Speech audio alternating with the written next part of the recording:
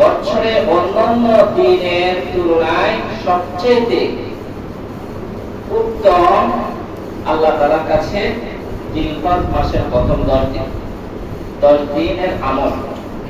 রাসূল সাল্লাল্লাহু আলাইহি ওয়াসাল্লাম বলেন, আল্লাহ তাআলার কাছে বছরের অন্যান্য দিনের ইবাদতের চাইতে জিলহজ মাসের প্রথম 10 দিনের ইবাদতের গুরুত্ব আল্লাহ তাআলার কাছে অনেক বেশি। কেমন বেশি? রাসূলুল্লাহ সাল্লাল্লাহু আলাইহি ওয়াসাল্লাম বলেন, ইয়াদিলু সিয়ামু কুল্লি ইয়াউমিন মিনহা বিসিয়ামি সানা। এক প্রতিদিনের রোজার বিনিময়ে আল্লাহ তাআলা 1 বছর রোজা রাখার সওয়াব দান করেন। কত বছর? 1 বছর। প্রথম 10 দিনের কথা বলা হয়েছে। আসলে এখানে প্রথম এই হাদিস থেকে ইয়াদিলু সিয়ামু কুল্লি ইয়াউমিন মিনহা বিসিয়ামি সানা, প্রতিদিনের রোজার বিনিময়ে আল্লাহ তাআলা 1 বছর রোজা রাখার সওয়াব দান করবেন। এটা হচ্ছে প্রথম তারিখ থেকে অষ্টম তারিখ 8 তারিখ পর্যন্ত। 1 তারিখ থেকে 8 তারিখ পর্যন্ত কেউ যদি রোজা রাখে তাহলে আল্লাহ তাআলা প্রতিদিনের রোজার বিনিময়ে 1 বছর রোজা রাখার সওয়াব দান করবেন। বলে তারপরে সামনে আসতেছে। তারপরে আসেন প্রথম 10 রাতের ফজিলত সম্পর্কে রাসূল সাল্লাল্লাহু আলাইহি ওয়াসাল্লাম বলেন, ওয়া কিয়ামু কুল্লি ইয়াউমিন কুল্লি লাইলাতিন মিনহা বিকিয়ামি লাইলাতিল কদর। প্রথম 10 রাতে জিলহজ মাসের প্রথম 10 দিনের 10টি রাতে আছে না নাই? এক একটি রাতে ইবাদত বন্দেগী করা রাসূল সাল্লাল্লাহু আলাইহি ওয়াসাল্লাম বলেন লাইলাতুল কদরের ইবাদত করার সমান। লাইলাতুল কদর একটা অত্যন্ত গুরুত্বপূর্ণ রাত্রি না? লাইলাতুল কদর গোটা বছরে একদিন বা মাহে রমজান একদিন, কিন্তু জিলহজ মাসের প্রথম 10 রাতে যদি ইবাদত বন্দেগী করা যায়, রাসূল সাল্লাল্লাহু আলাইহি ওয়াসাল্লাম বলেন প্রতিদিনের রাতের ইবাদতের বিনিময়ে আল্লাহ তাআলা এক একটি শত কদরের সমপরিমাণ সওয়াব দান করবেন। সুবহানাল্লাহ। তো 10 রাতের কথা বললাম, এবার দিনের বেলায় 8 দিনের কথা বললাম না? দিনের বেলা বলা হয়েছে প্রথম তারিখ থেকে 8 তারিখ পর্যন্ত কেউ যদি রোজা রাখে তাহলে প্রতিদিনের রোজার বিনিময়ে আল্লাহ তাআলা 1 বছরের সওয়াব দান করবেন। বাকি দিনগুলোর ফজিলত আরো বেশি। বাকি 2 দিনের ফজিলত আরো বেশি। রাসূল সাল্লাল্লাহু আলাইহি ওয়াসাল্লাম বলেন, সুম ইয়াউমি আরাফাতা আহতাসিবু আলাল্লাহ আন ইউকাফিরা আস-সানাতা আল্লাতী ক্বাবলাহু ওয়াস-সানাতা আল্লাতী বা'দা। রাসূল সাল্লাল্লাহু আলাইহি ওয়াসাল্লাম বলেন 9 তারিখ আরাফার দিবসের রোজা যে রাখবে, আমি আল্লাহর কাছে আশা রাখি আল্লাহ তাআলা তার পূর্ববর্তী 1 বছর এবং পরবর্তী 1 বছরের গুনাহ মাফ করে দিবেন। সুবহানাল্লাহ। তাহলে প্রথম 8 দিনের থেকে 9 তারিখ আরাফার দিবসের রোজা এটা ফজিলত আরো বেশি। এর বিনিময়ে আল্লাহ তাআলা পূর্ববর্তী 1 বছর এবং পরবর্তী 1 বছর 2 বছরের গুনাহ আল্লাহ তাআলা মাফ করে দিবেন। সুবহানাল্লাহ। অন্য একটা হাদিসের মধ্যে আছে, আয়েশা রাদিয়াল্লাহু তাআলা আনহা থেকে বর্ণিত হাদিস, যে 8 তারিখ থেকে 9 তারিখ 1 তারিখ থেকে 8 তারিখ পর্যন্ত কেউ যদি রোজা রাখে আল্লাহ তাআলা তার 1000 বছরের গুনাহ মাফ করে দিবেন। 1000 বছর বাঁচবো আমরা? হ্যাঁ, 1000 বছর বাঁচবো না। গুনাহ না থাকলে বাকিটা নেকিতে করে নিতে হবে। গুনাহ না থাকলে নেকিতে করে নিতে হবে।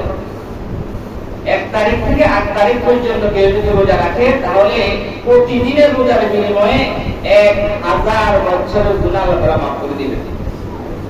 আর কেউ যদি 9 তারিখে রোজা রাখে আল্লাহ তাআলা তার 10,000 বছরের গুনাহ মাফ করে দিবেন। সুবহানাল্লাহ। 1 তারিখ থেকে 9 তারিখ পর্যন্ত গেল। 10 তারিখে রোজা রাখার ফজিলত কি জানা দরকার আছে না? 10 তারিখে রোজা রাখা যাবে? হ্যাঁ 10 তারিখে রোজা রাখা যাবে না, 10 তারিখে রোজা রাখা হারাম। 10 তারিখে রোজা রাখা কি হারাম। বছরে 5 দিন রোজা রাখা হারাম। কতদিন? 5 দিন। 2 ঈদের 2 দিন, কুরবানির পরের 3 দিন। 2 ঈদের 2 দিন, কুরবানির পরের 3 দিন, এই মোট 5 দিন রোজা রাখা হারাম। ওই দিন রোজা রাখবে না, ওই দিন খাবে, ওই দিন রক্ত প্রবাহিত করবে। হাদিস শরীফের মধ্যে আছে 10 তারিখের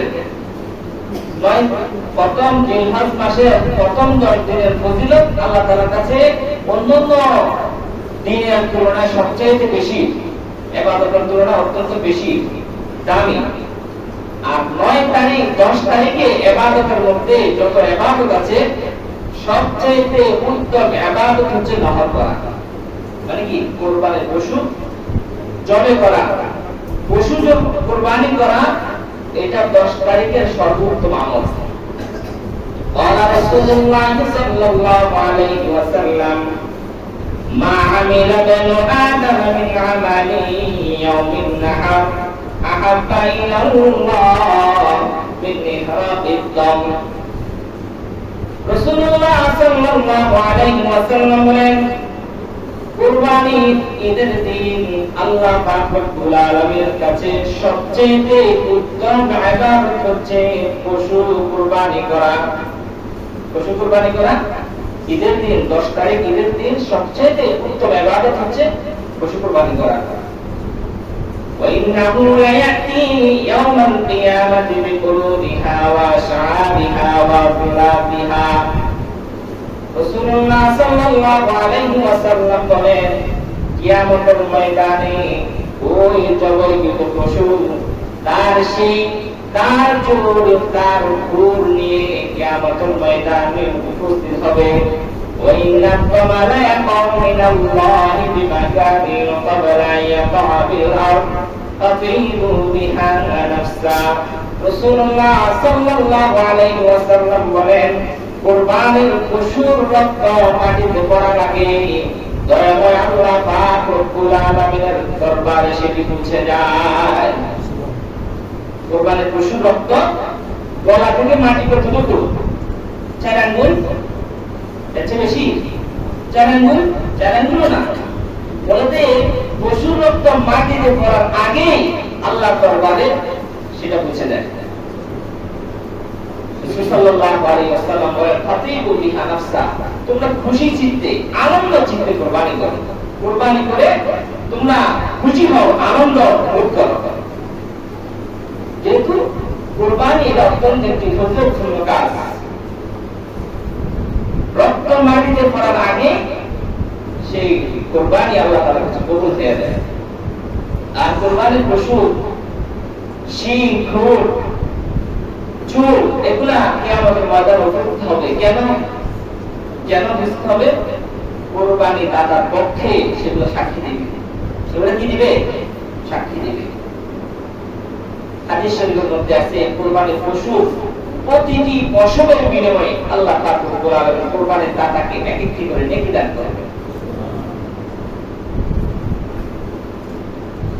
সাহাবায়ে কেরাম রাসূল সাল্লাল্লাহু আলাইহি ওয়াসাল্লামকে জিজ্ঞাসা করলেন, মা হাদিল আযামি ইয়া রাসূলুল্লাহ, কুরবানি কি জিনিস? কুরবানি তাৎপর্য কি? রাসূল সাল্লাল্লাহু আলাইহি ওয়াসাল্লাম বলেন, সুন্নাত আবিকুম ইব্রাহিম, এটা তোমাদের পিতা ইব্রাহিম আলাইহিস সালামের রীতি, ইব্রাহিম আলাইহিস সালামের সুন্নাত। সাহাবায়ে কেরাম জিজ্ঞেস করলেন, ইয়া রাসূলুল্লাহ, এই কুরবানি করলে আমাদের লাভ কি হবে? আমাদের বেনিফিট কি আসবে? রাসূল সাল্লাল্লাহু আলাইহি ওয়াসাল্লাম বলেন, প্রতিটি পশমের বিনিময়ে আল্লাহ তাআলা একটি করে নেকি দান করেন। সুবহানাল্লাহ। সাহাবায়ে কেরাম জিজ্ঞেস করলেন, ইয়া রাসূলুল্লাহ, বেড়া বকরির পশমের বেলাও কি? বেড়া, বকরি, দুম্বা এগুলোর কারণে পশম বেশি থাকে। সাহাবায়ে কেরাম জিজ্ঞেস করলেন, এগুলোর পশমের বেলায় কি? রাসূল সাল্লাল্লাহু আলাইহি ওয়াসাল্লাম বলেন, হ্যাঁ, বেড়া বকরির পশমের বিনিময়ে আল্লাহ তাআলা একটি করে নেকি দান করেন। সুবহানাল্লাহ।